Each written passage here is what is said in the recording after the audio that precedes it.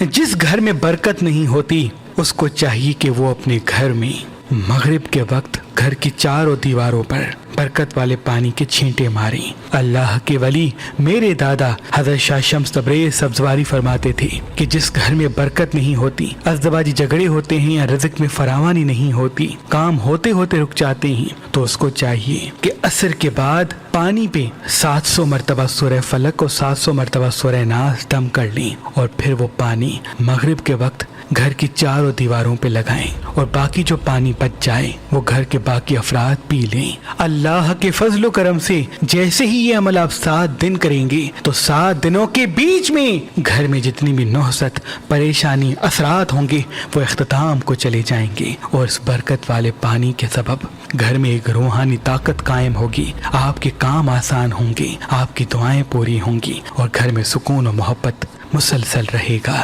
سادات شمسیہ کا یہ صدیوں پرانا عمل ہم آپ کی خدمت میں ہدیہ کرتے ہیں تاکہ آپ گھر بیٹھے اپنا روحانی علاج خود کر سکیں۔